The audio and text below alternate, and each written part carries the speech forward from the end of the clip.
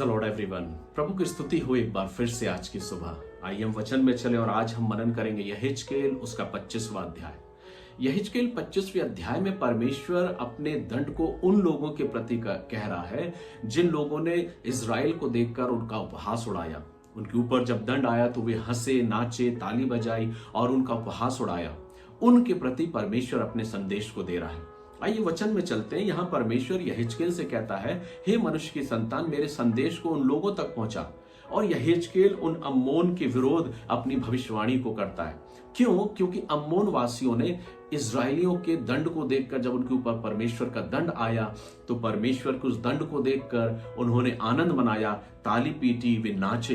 परमेश्वर उन अम्मोन वासियों से कहता है कि चूंकि तुमने मेरे लोगों को देखकर आनंद मनाया और तुमने उनका उपहास किया, इसलिए मैं तुम पर अपने हाथ को रखूंगा और तुम्हें दंडित करूंगा। परमेश्वर उनको दंडित करता है। अगले पद में हम देखते हैं 8वें पद में परमेश्वर मोआब को दंड की बात करता है। क्यों मोआब? क्योंकि मोआब के लोगों ने इजरायली लोगों को, उनके बेटे बेटियों को अपनी ओर आकर्षित किया और उन्होंने आपस में विवाह किया और उन्हें वो उस ओर फेर ले गए जिस ओर परमेश्वर उन्हें नहीं चाहता था। उन्होंने वो काम किया जो परमेश्वर की दृष्टि में अनुचित था। परमेश्वर का वचन यह बताता कि परमेश्वर जब इजरायलियों को मिस्र गुलामी से निकाल कर लाया तो परमेश्वर ने उन्हें एक संदेश दिया था, एक आदेश दिया था, एक नियम दिया था कि तुम किसी भी प्रकार की मूर्त को ना बनाना, ना जमीन में, ना आकाश में, ना समुद्र में हो, किसी भी प्रकार की तुम मूर्त खोद के ना बनाना। क्यों? क्योंकि मैं तुम्हारा जीवित परमेश्वर हूं और मैं तुमसे यूं ही बात करता रहूंगा। वो परमेश्वर जो स्वयं जीवित है, जो अगम परमेश्वर है, जो प्रतापी परमेश्वर है, जो सर्व सामर्थी परमेश्वर है, उसको हम किस रूप में ढालेंगे?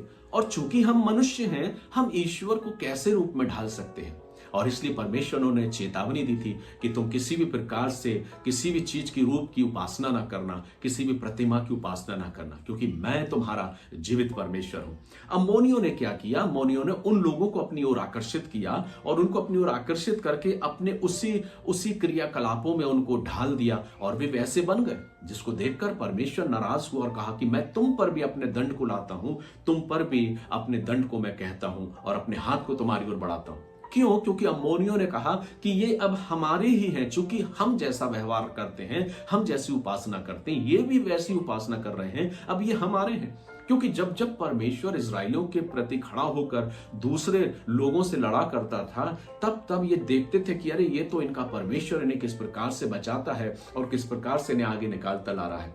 लोग जानते थे कि ये कौन लोग हैं। लोग जानते थे कि वे लोग हैं जिनको परमेश्वर ने अपनी निज प्रजा करके चुना है, और तब वो ने उस ओर फेर ले गए जिसमें मोआबी लोग थे। परमेश्वर उन पर अपने दंड को लाता है। आगे परमेश्वर एदोम के विरुद्ध में भविष्यवाणी करता है और फिर पलिश्तियों के विरुद्ध में भविष्यवाणी करता है। पलिश्ती लोग जो निरंतर इजरायलियों से लड़ते रहे और अपने युद्ध को उनके साथ करते रहे कि उनका नाश कर दे, लेकिन परमेश्वर का वचन कहता कि परमेश्वर उनके साथ खड़ा रहता था और पलिश्तियों को कई बार हराता था। हम जानते हैं कि दाऊद के जीवन के बारे में भी किस प्रकार से गोलियात खड़ा होता है और परमेश्वर उनको विजय दिलाता है और दाऊद जो है वो विजयी होता है।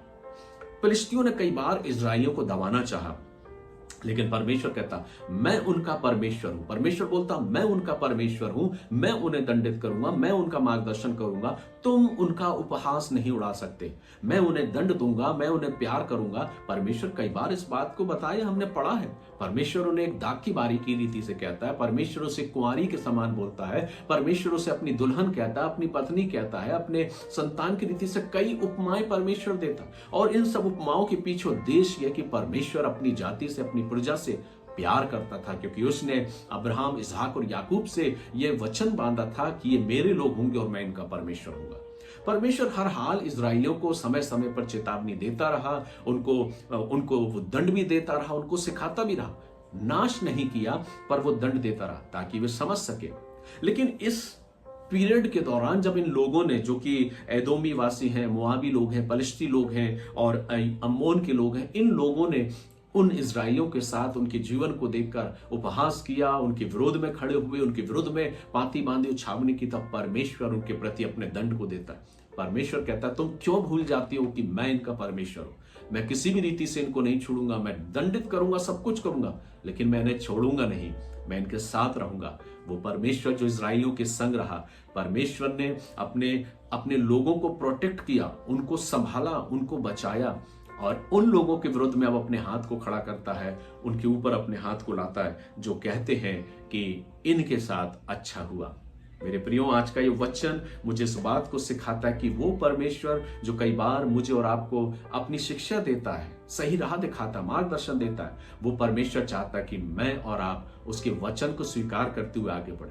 और अगर जब हम परमेश्वर के दंड को अपने जीवन में लाते हैं, जब परमेश्वर में चेतावनी देता है, और अगर कोई हमारे प्रति उपहास करता है या हमारे जीवन को देख के कई बार अगर कोई उपहास करता है, तो ये मत भूलिए, वो परमेश्वर जिसकी हम उपासना करते हैं, वो परमेश्वर जिसकी हम आराधना करते हैं, वो परमेश्वर उन सब चीजों को जानता और देखता है, और वो कहता है मैं तुम्हारे विरुद्ध अपने हाथ को बढ़ाऊंगा और तुम्हारा सत्यानाश करूंगा। वो परमेश्वर जो सब कुछ करने वाला परमेश्वर है, सब कुछ करता है, सारी सृष्टि उसके कंट्रोल में है, वो परमेश्वर क्या कुछ नहीं कर सकता। आज के वचन के द्वारा जो बात सीखने को मिलती है वो ये कि हम कभी भी अकेले नहीं है मेरे प्रियो, हमारा परमेश्वर हमारे साथ है। बेशक वो हमें मार्गदर्शन देता है, हमारी अगुवाई करता है, गलत राहों में हम ना जाएं, इसलिए कई बार वो हमें चेतावनी भी देता है, वो हमारे प्रति कई बार अपनी छड़ी को भी उठाता है, हमें सही सलाह देता है, हमें सही मार्ग में बढ़ाता है। इसलिए आज की सुबह हम अपने परमेश्वर का धन्यवाद दें, परमेश्वर की स्तुति करें, उसका गुणानुवाद करें, क्योंकि वो हमारा जीवित परमेश्वर है। हम उसके सम्मुख झुकते हैं, हम उसको नमन करते हैं, उसका सम्मान करते हैं, उसको आदर देते हैं और अपने दिल की गहराई से उसकी स्तुति करते हैं। वो परमेश्वर जो इजराइलियों के साथ रहा, वो आज मेरे और आपके साथ भी है, क्योंकि हमें और आपको मसीह यीशु में अधिकार मिला कि हम उसकी संतान बने। आज हम धन्य हैं मेरे प्रियो, क्योंकि स्वयं हम और आप प्रभु यीशु मसीह के बलिदान को विश्वास रखते हुए उसके द्वारा परमेश्वर तक जाने की पहुंच रखते हैं।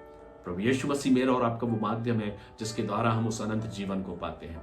आइए हम परमेश्वर का धन्यवाद करें और आज की सुबह इस वचन के लिए परमेश्वर का धन्यवाद करें कि हम किसी भी रीति से अकेले नहीं, हमारा परमेश्वर हमारे साथ है। प्रभु इन वचनों के द्वारा आप सबों को आशीष दे, और मैं विश्वास करता हूं कि आप प्रतिदिन इस मनन के दौरान आशीष को पाते होंगे।